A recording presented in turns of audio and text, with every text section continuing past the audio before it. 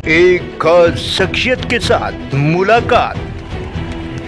देखिए जयदेव पटेल के साथ नंबर 1 इंडिया न्यूज पर रोजाना रात 9 बजे। नमस्कार व्यूअर्स, मैं जयदेव पटेल और आप देख रहे हैं नंबर 1 इंडिया न्यूज। आपका एक बार फिर स्वागत है एक खास शख्सियत के साथ मुलाकात प्रोग्राम में। आज हम बात करेंगे नेपाल में राजशाही की बहाली और हिंदू राष्ट्र की मांग को लेकर राजधानी काठमांडू में प्रदर्शनकारी और पुलिस के बीच हुई भारी हिंसक झड़प में कई लोग घायल हो गए। ऐसे वर्तमान हालात कैसे हैं और हिंसा के पीछे क्या कुछ मकसद था, इन तामुद्र बात के लिए हमारे साथ खास मेहमान है नेपाल के पूर्व प्रधानमंत्री उपेंद्र यादव। उपेंद्र यादव जी, आपका बहुत स्वागत है आज हमारे प्रोग्राम में। बहुत बहुत धन्यवाद जी उपेंद्र यादव जी, आपसे मेरा पहला सवाल है कि नेपाल की राजधानी काठमांडू में हुई हिंसा को लेकर वर्तमान स्थिति कैसी है और इसके पीछे की क्या वजह रही? अब देखिए, इसकी इस तरह से कारण है कि 35 सालों से कांग्रेस और कम्युनिस्टों ने नेपाल में राज किया, दे पाया, न गरीबी बेरोजगारी की समस्याएं हल कर पाई, न महंगाई पे नियंत्रण कर सका, न कृषि उद्योग की विकास हुई और भ्रष्टाचार काफी बढ़ते गया, जिसके चलते जनता में आक्रोश बढ़ा। अभी क्या है कि सरकार निकम्मे है, कमजोर है, भ्रष्टाचार व्यापक है और लोगों में आक्रोश है, जिस वजह से राजावादियों ने छोटा सा प्रदर्शन किया, लेकिन लोगों का आक्रोश जो है उसमें हिंसा, हत्या, तोड़फोड़ और आगजनी की घटनाएं घटी। यह घटनाएं वास्तव में बहुत ही गलत और दुखदायी है, इससे किसी को लाभ होने वाला नहीं है, लेकिन ये घटना घटी। इसकी कारण एक आंदोलनकारी अनियंत्रित और असंयमित और हिंसक होना, दूसरी है कि सरकार का कमजोरी और भ्रष्टाचार का बढ़ता हुआ जनता के बीच की आग, ये दोनों एक साथ तो यह आवेश और आवेग में जी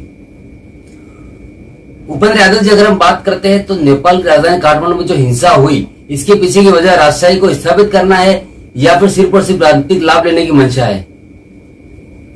देखिए, यहाँ राजा तंत्र पुनः स्थापित होना संभव ही नहीं है, क्योंकि अब लोकतांत्रिक गणतंत्र लोकतंत्र में लोगों ने 35 साल से अभ्यास कर चुका है और विगत की राजा की 2.5 साल के शासन को लोग भुगत चुका है। लोग आगे बढ़ना चाहते हैं, पीछे नहीं। लेकिन क्या है कि राजा भी इस जो अभी की जो कमजोरियां हैं, इससे फायदा उठा करके पुनर्स्थिर से राजा स्थापित करे, इसके प्रयास तो कर सकता है, लेकिन यह संभव नहीं है, क्योंकि लोकतंत्र का विकल्प राजशाही नहीं होती है। उपेंद्र यादव जी, नेपाल में पिछले 17 सालों में लगभग 13 सरकारें बदल चुकी हैं। क्या यही एक वजह है कि जनता का मौजूदा व्यवस्था से भरोसा उठता जा रहा है? एक कारण ये भी कि राजनीतिक अस्थिरता, भ्रष्टाचार और कमजोर सरकार जो जनता की मांगों की बुनियादी आवश्यकताओं का ख्याल रखे और उसे पूरा करे, इसमें सक्षम नहीं, इसलिए आक्रोश बढ़ा है। वो आक्रोश के परिणाम है, या कोई राजा को ला करके समस्याएं समाधान होगी मुल्क का, या तो कोई सोचता ही नहीं जी। लेकिन यह सरकार के प्रति का जो आक्रोश है उसका भी रिजल्ट है जी। उपेंद्र यादव जी, नेपाल हिंसा पर पूर्व पीएम प्रचंड का कहना है कि नेपालियों के उदारवादी दृष्टिकोण को कमजोरी न समझे राजतंत्रवादी, इसके क्या मायने? अब वो मायने तो वही बताएंगे, लेकिन अभी आवश्यकता है शांति। अभी तो नॉर्मल हो चुकी, शांति बहाल करे और जनता की जो समस्याएं हैं, मुल्क की जो समस्याएं हैं, उसे हल करे, यह अपने आप खत्म हो जाएगा।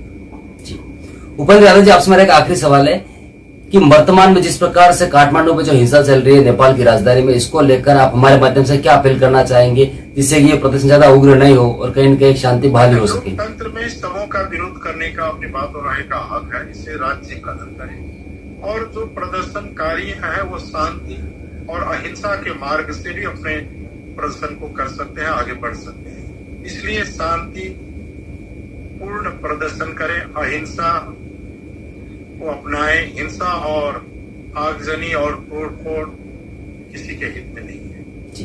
उपेंद्र यादव जी, आपने हमारे लिए समय निकाला और महत्वपूर्ण जानकारी हमारे साथ साझा करी, उसके लिए आपका बहुत बहुत धन्यवाद।